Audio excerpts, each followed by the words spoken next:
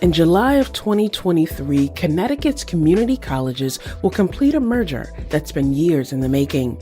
Through that process, the state's 12 community college campuses will be consolidated into one institution. I think the CT State merger will change a lot of what we do on campus and off for our classes. For starters, students have already experienced lots of changes with their class schedule online with Blackboard, our system that we use. It's consolidated into one system for all the campuses. So in terms of class work, I don't think that'll change too much in class load. But with professors moving around and classes becoming more accessible, I think it would be a good step toward further development on campus.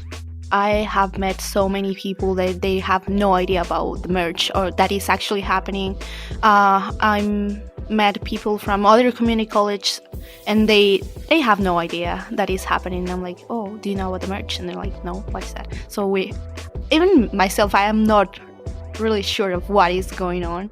Those are voices of Middlesex Community College students talking about the merger last month. This is Disrupted. I'm Kalila Brown-Dean.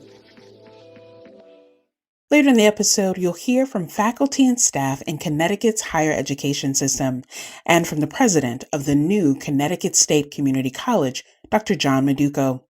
But first, we hear from Jacqueline Rabe Thomas. She's investigative reporter at Hearst Connecticut Media and previously covered education and housing for Connecticut Mirror. I asked Jacqueline to walk us through the context of this merger, and she started by bringing us back to the 2011 consolidation of Connecticut community colleges and regional four-year universities. It was led by former Governor Dannel Malloy. A few days in office, newly elected Governor Malloy was rolling out his legislative agenda as he was facing a $3.6 billion deficit. And so that's massive as far as like the share of budget that he needed to close. So he was looking for ideas on ways to save money, but not try to impact students and the education they were receiving. And so the idea that he had was to shed some administrative office staff at central office, something like 20 positions of the 200 positions that were there would save something like $4 million. And so just to put $4 million in context, that's like a rounding error for the community colleges. It seems like a lot of money, but as far as this massive college system goes, that's not that much in savings. So it was sort of set up as a way to realize some savings, but I think there was also some policy goals there as well to really help out some students was the goal. And so he rolled out this plan, a few days before his budget was to be released, and it immediately drew outrage of how this is going to impact students, as well as whether the core mission of each individual community college would be sacrificed in this. The 2011 plan created the Board of Regents for Higher Education. That single governing body now oversees 12 community colleges, 4 Connecticut State universities, and the online institution, Charter Oak State College. I asked Jacqueline about the more recent merger, the one that will take place in July 2023. Not only will it create a more unified system of governance, but the community colleges will now become a single institution known as the Connecticut State Community College. I think what we're seeing right now is sort of, phase 2 of what started the ball rolling.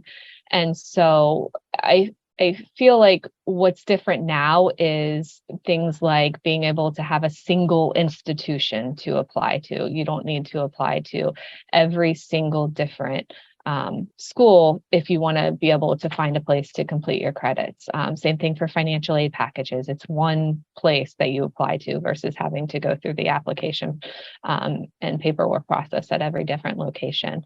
And so, there are some expectations of how this will improve students. I think that the community colleges particularly have seen drastic decreases in enrollment. I was looking back to what enrollment was back in 2011, and it's been cut almost in half since then. And it's steadied a little bit more in the last year or two or rather just this year, it's sort of steadied out, maybe because of the free to college for some people that the state set up a couple years ago, or historically during downturns, bad economies, people tend to enroll in colleges at a little bit higher rates. And so that might have caused it to sort of flatten a little bit. But look, the community college system, or our high school system in general, has a projection of massive declines of number of students who are headed for school. So when you're thinking about ways to draw more students, to draw more people into the colleges, we're not talking about recent high school graduates. We're talking about people who are already in the communities, who maybe would love to get a degree in a liberal arts or a trade or something like that. One of the things that I think is a real challenge here is that delicate balance between saving money and not harming the major constituency of community colleges, who often are students who are overlooked or managing other life priorities, whether it be working students, those who are raising a family, those who are caregiving, or trying to make movement in the state economy in terms of their profession. How then has the state articulated its commitment to maintaining high quality education for students, but also the staffing that is necessary to do that? So one of the things that, looking back, college officials and the accrediting agency kept citing the low completion rate of the community college students who were attending. The overall completion rate was something like 18%. And then when you break out different populations, for the Hispanic population, it was 12%. For African Americans, it was 8% completion rate. But when you dive into that a little bit more, you find out that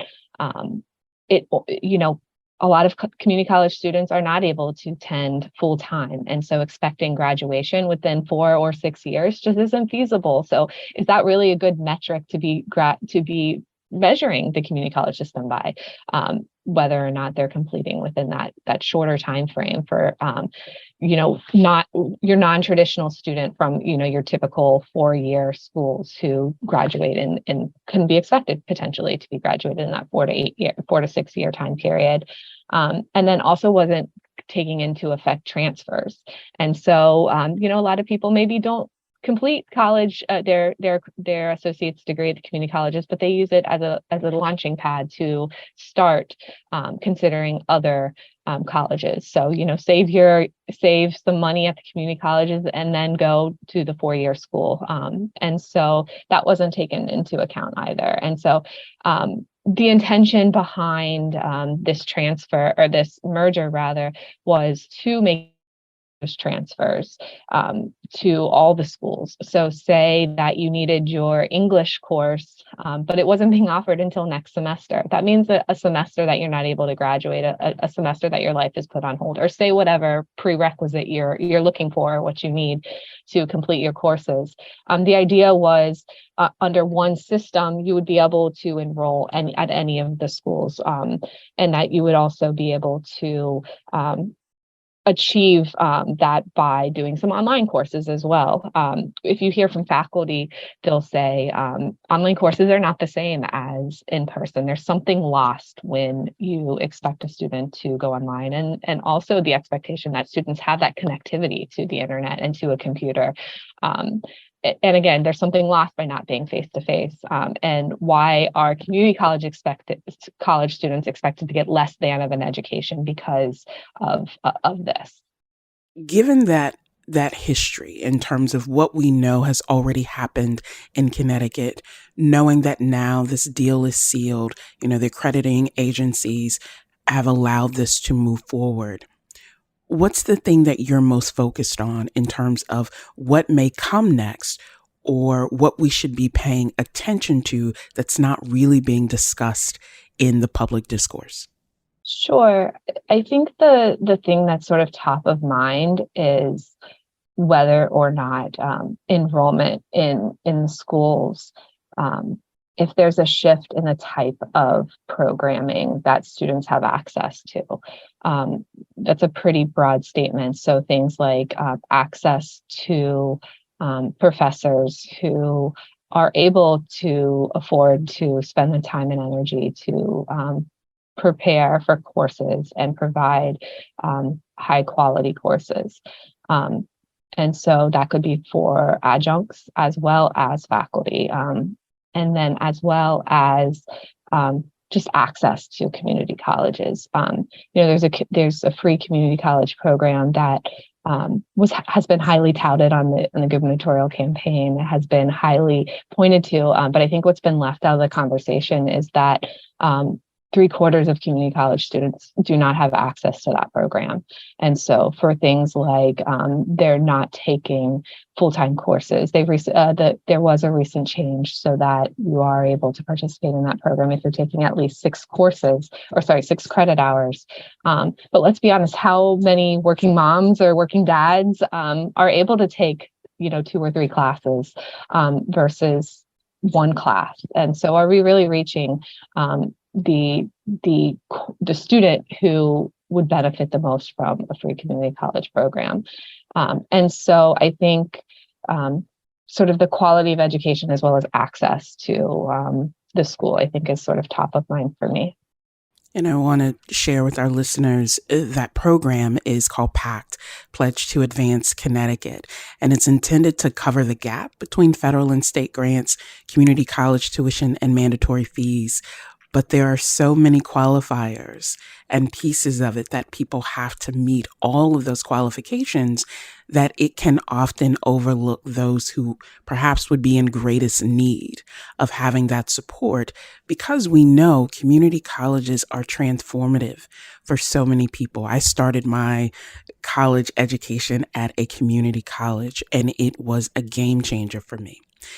Given the concerns that we've mentioned, the programs and recognition that exist, I also want us to think about, as we conclude our conversation, the potential benefits of this.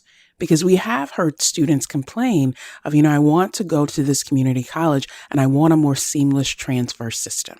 What do you see then as the possible benefit or benefits of this merged system? I think the promises to students to not have to go through sort of the bureaucratic red tape of, Quinnebog versus Middlesex Community College, if one college has a course that isn't offered at the host college where a student typically takes their course. But Connecticut's a small state, and so the idea that traveling, an extra 20 miles to the nearest community college that maybe does offer that course that you're really inspired to take, I think is an advantage. I also think that this idea of being able to transfer your credits more seamlessly to the state's 4-year system, and that's sort of the part one of the merger, and I know that hasn't been the focus of this conversation, but I think instead of 12 individual community colleges, seeing if the transfer and articulation policies match up with whatever 4-year college you're going to in the state. I think it's just breaking down some of those thresholds that discourage students and sow distrust.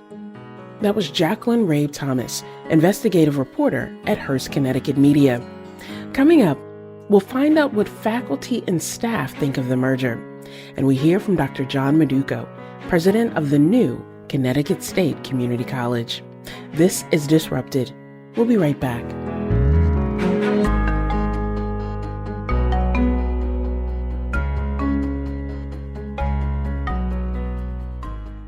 Welcome back to Disrupted. I'm Kalila Brown-Dean. In July 2023, Connecticut's 12 community colleges will be merged into one Connecticut State Community College. It'll serve more than 32,000 students across the state.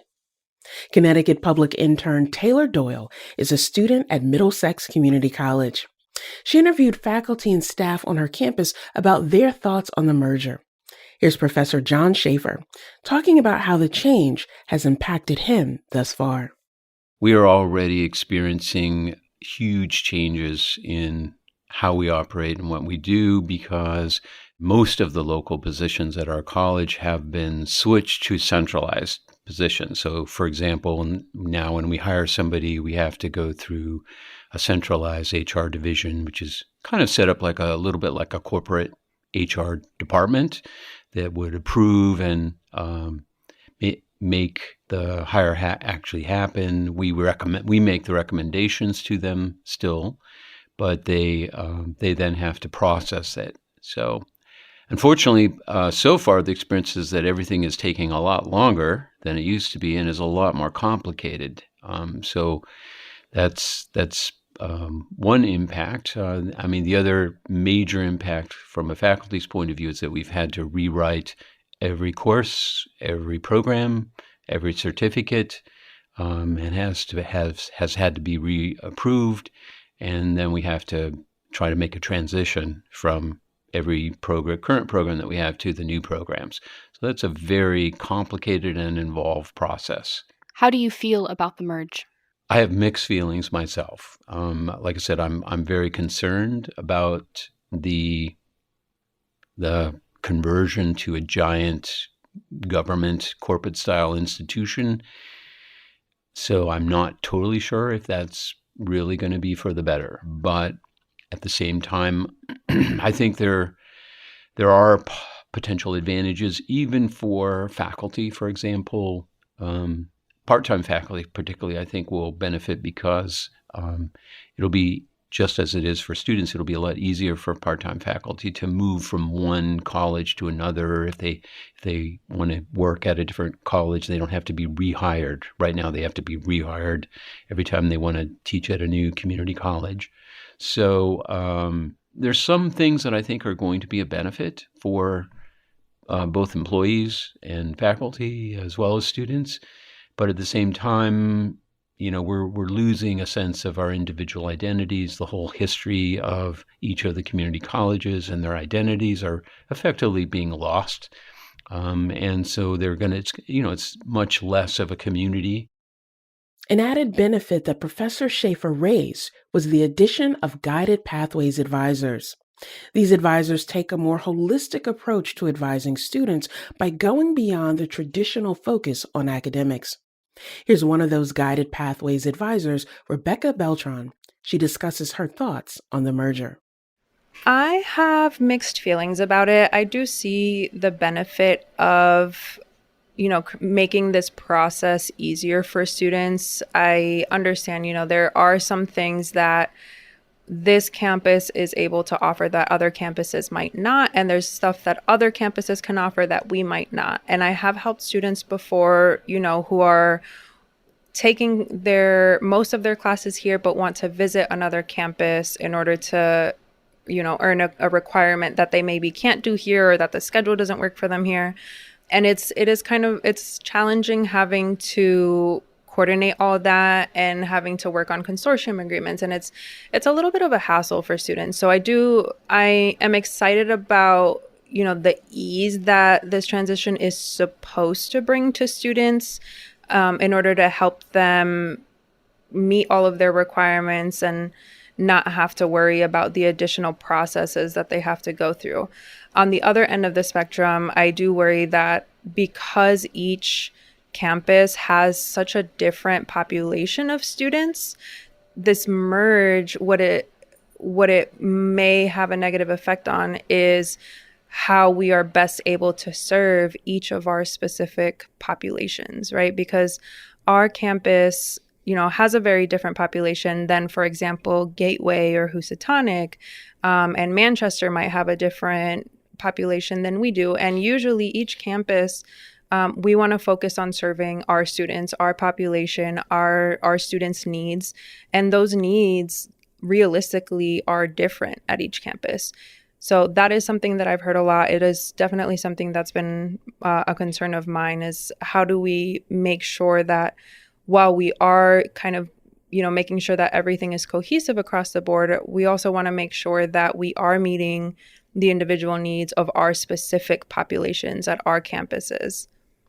David Blitz is professor of philosophy at Central Connecticut State University. He's been quite vocal in his opposition to the merger. Back in June, he wrote an op-ed for the Connecticut Mirror saying that the consolidation plan is flawed. Blitz has been a faculty member at CCSU for more than 30 years, and he's currently chair of the Faculty Advisory Committee to the Board of Regents. Listen as he talks about what he thinks this plan could mean for the future of higher ed in Connecticut. There are real problems at the level of the community colleges, and for that matter, at the level of the universities, in terms of declining enrollment, problems of retention and graduation rates, issues involving the achievement gap between majority and minority students, the fiscal balance and budgetary considerations for the colleges and universities. But the Students First solution, as conceived back in 2017, and you have to realize that we are now entering the 6th calendar year of this project, was really a top-down decision which was taken and implemented, at least until recently, in disregard and in opposition to faculty concerns and criticisms. It features over-centralization and delocalization. And by over-centralization, I mean an increase in the levels of management, which initially increased from 2 levels to 4 levels of senior management. That's now been ratcheted down back to 3 with the elimination of the regional presidents, who have become executive vice presidents. I'm not quite sure what they do, but that's their title. At the same time, the system office spawned a second system office, which is now being established in New Britain, and the number of senior management has increased, whereas the number of faculty has actually, to some extent, decreased. That said, the delocalization meant that if we consider now the 12 community colleges, some of which, such as, for example, Northwestern, have been in their community since the 1960s, over 50 years. Those colleges were stripped of the senior leadership. The presidents became CEOs. And as the process stumbled along from 2017 to 2021, the elected representatives in the governance bodies at the various colleges were disregarded and not taken into consideration. So that's what I mean by over-centralization and delocalization. Professor Blitz also shared 3 main concerns with the merger. First of all, the importance of establishing and reestablishing shared governance between faculty and administration, which is essential in higher education and in particular public higher education.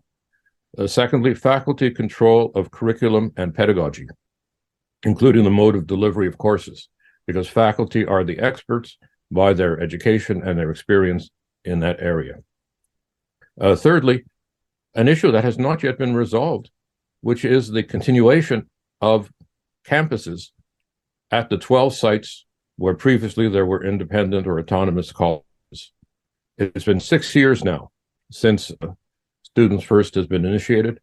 And I would suggest, it's a personal suggestion at this point, that the Board of Regents guarantee the persistence of campuses at the sites of the current 12 colleges, at least for a period as long as that, i.e. to the end of this decade, so that the faculty and the students and the community can be assured that there will continue to be in-person campuses in their communities and in their localities.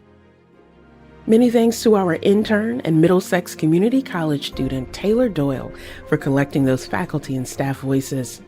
Coming up, Dr. John Maduko, president of the new Consolidated Community College, talks about his vision. This is Disrupted. Stay with us.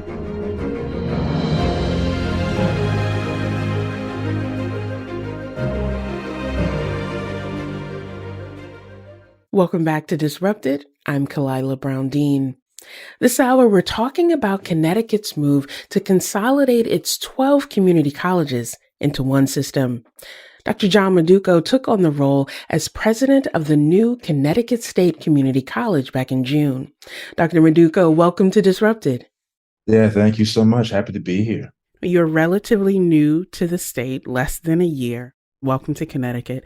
But you have stepped into this position at a time of tremendous change for community colleges here in the state of Connecticut. So before we talk about the sort of impact or potential consequences, let's take a step back and share for our listeners, what does it mean to merge these 12 community colleges into one? It is historic, right? It's, it's immense change for everyone involved. And it's been over the past 7 to 8 years, right? So there's been a lot of impact, both good and also concerning for people.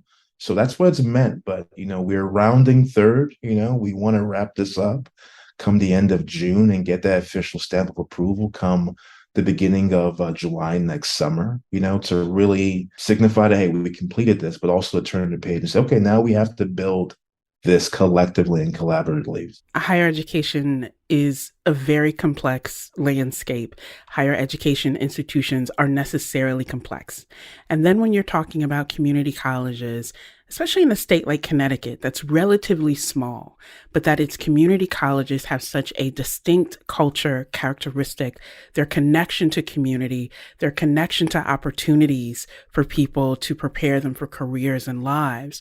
There's also the concern of what may be lost in that merger and that consolidation in terms of the connection to community or creating career opportunities for people.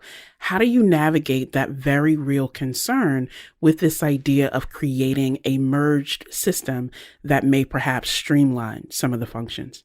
Yeah, that's a great question. And I'm asked about the loss of legacy and identity in the history of our 12 great legacy community colleges. I think that, my approach has been, one, acknowledge people's concerns, right? Let them speak openly and freely, right? Because they could be sharing, and often they are sharing what they're hearing from colleagues, what they're hearing from students and alumni and other partners. I think, two, I've made it clear, I toured our 12 colleges over the course of about 2.5 months. And I made it clear, I am not here to erase the legacy of our community colleges. We're here to build upon the legacy and success of our community colleges, right? And really identify the best practices across the board and say, through an equity lens, if we're doing great things at Manchester Community College, from a co-curricular aspect, from an experience aspect, let's adopt that and expand that across the state, so that independent of student location or their designated home campus, they can also be afforded that opportunity, right? So it's a multifaceted approach to make sure that we are respecting and acknowledging, and listening and learning, from our colleagues, or our faculty, our students, but also speaking to the endless possibilities and opportunities for the 12 community colleges to join forces. It sounds like you definitely see this as an opportunity and or a moment to create and embrace opportunities. And I'm thinking that we've just come out of a midterm election season, a gubernatorial election here in Connecticut, where both candidates realized that students and their families, students raising their families, have options, but that they also want to make smart choices about how they invest their time, their money, and their effort, and what that means for what they need in their lives. How do you see this merger, this move, this major change and opportunity? How do you see that benefiting the kinds of options and choices that community college students in Connecticut can make for themselves and also for their families and community? The concern with higher education has been a couple of things. One, take it or leave it. I think, two, this new normal of higher education where it is volatile, student behaviors are different. Students and their families are looking at the return on investment. Students and their family are speaking loudly that my education is temporary. My life is a constant variable, right? So my institution, my colleges need to conform and adapt to me.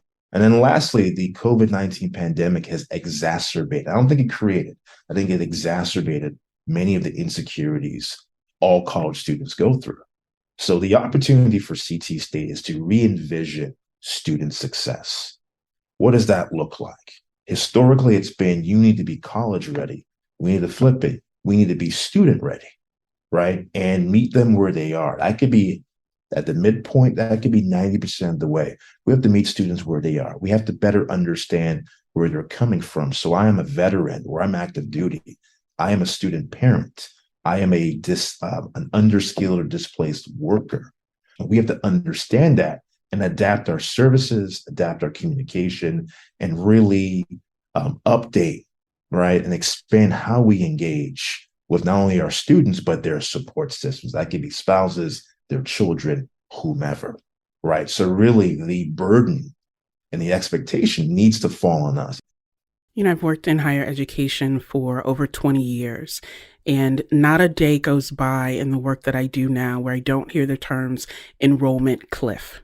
The declining number of students who are going, it's no longer 18 to 25-year-olds that we're talking about. As you mentioned, there may be people who are looking for a different career or have been displaced. It's really changing the demographics, which means it has to change the way that we deliver education and articulate the value proposition of that educational experience. Given the unique history and place of community colleges, how would you say Connecticut's move fits with challenges what's happening in other states and other states' community college systems? So from an enrollment standpoint, I think at the beginning, the front end of the pandemic, it was the community college that took the biggest hit. For community colleges, the majority of our students are working, right? And the pandemic, right, disrupted everything. So have it be, I need to make more money, I need to work full time to sustain myself and those that I care about. Or, I was paying for childcare. Childcare isn't available anymore. Well, I'm staying home. I can't go to class. I can't be full time. So we saw that. I think the past 2.5 years, community colleges have been mobilizing. I think, too, there is a stigma regarding community colleges. Let's just call it what it is. There's an air or preference for the 4-year, that the 4-year institution is better and those students of a higher caliber. And I think community colleges are just offering a different form, a different version of education, but still try and get to those same goals. We have a responsibility to end the stigma of community colleges here in Connecticut, because when you look at the data and when you look at all baccalaureate graduates in the United States, 50% of them started at a community college. Community colleges have been the engine to obtain post-secondary education. We just want to own it here in Connecticut. We want to be proud about that. Community colleges are student-centered and student-driven in their mission and how they carry out that mission. But I want to talk about a group of people who are also critically important to not just community colleges, but higher education more broadly, who often feel like their voices, their concerns, their grassroots experience is overlooked. And that's faculty and staff, particularly in community colleges, who become frontline workers beyond the classroom, beyond the curricular pieces of it, to really think holistically about the well-being of their students. What's been the response of faculty to this merger and to some of the plans moving forward, given all of the things that you just mentioned about the volatility and the opportunity within the community college landscape right now? The merger, the consolidation of community colleges, let's call it what it is, it has not been popular. It was highly contested. It was political, right? Faculty and staff, many others made their case on why they were not for it. I think our faculty have been honest and authentic in terms of what they've gone through. So during my tours, I made it clear to our faculty and staff and students, one, I'm not asking for your trust, because that trust is earned. And you gain that trust through actions, right? Because we don't know each other. I'm a guy in a suit, this Nigerian American talking about the merger. Our faculty felt that at the inception of this work 7 to 8 years ago, they weren't at the table. They weren't at every table. Their concerns weren't heard. Their suggestions and recommendations weren't applied to some of the early architecture of quote unquote CT state. That's one vein. But in another vein, they've been truly supportive, right? They've wished me good luck. They've, I think, appreciated that I'm not silencing their speech, their thought, that I'm supporting it, and that I know each of them, faculty and staff, it's going to take time. They're on different paths regarding how to heal and to kind of wait and see what this quote unquote merger is going to look like. But for me, it's kept me on my toes. It's forced me to look into things, to circle back, especially if people feel that they've been mistreated. At the end of the day, the buck stops with me. So I have to look into that, and I have to be objective. And if that is going on, we have to nip it in the bud. But also, too, I've asked every faculty member, staff member, administrator, are you willing to join me to build CT State? Because I'm not here to build it by myself. There will be people who listen to this conversation and they will say, that sounds right. That sounds like the right message. His intent sounds genuine. And I really think he believes what he's saying and that he's leading in that way. And then there will also be people who will say, but our experience has been this. Our experience has been being invited to the table and then having the side meeting decide what actually happens. And so you have stepped into this position amid all of the uncertainty. You've inherited all of that. You left a very successful career to come do this work of building and repairing and restoring and thriving here in Connecticut at a time when things seem so uncertain. Do you feel like you have the structural support that's necessary for you to lead in this moment, to be successful, not just for yourself, but as you said, for the college, for all of the constituents who are part of that? Because ultimately, I believe the success of our state is contingent on the success of our community college structure and system. Do you feel like the pieces are there, or are there things that you're still working toward? I think from a supportive standpoint, in terms of who's in my corner, though I still have to earn their trust. A litany of faculty leaders, staff leaders across our campuses have extended their hand to me saying, I am willing to lend my support. There have been board members who have shed tears saying that I care about our students. I care about our minority students. I hate what our systems do to our students, and we need to break it and build it back up. And then there have been community-based organizations and elected officials, superintendents, and business leaders who are like, we need the community colleges to be successful. They get it. They accept everybody in terms of their level of engagement and belief in just people, right? So to me, I think I have that, and that's the engine behind me. But I think structurally, it's finding that balance. We'll be publishing my first 100 days report, and I kind of outline what I learned throughout my tours and throughout the engagements with people. And that leads to what I've been thinking, and that leads to our vision forward. And there has been an imbalance. There have been concerns that it's overly centralized. It's top heavy in leadership. Where is the spot for faculty and students at the table to drive curriculum, drive innovation, lend their expertise and wisdom to the construction of what's going to be CT State? So there are still adjustments that are going to have to be made, during my appointment by the Board of Regents and Terrence Chang, their directive to me was stand up CT State.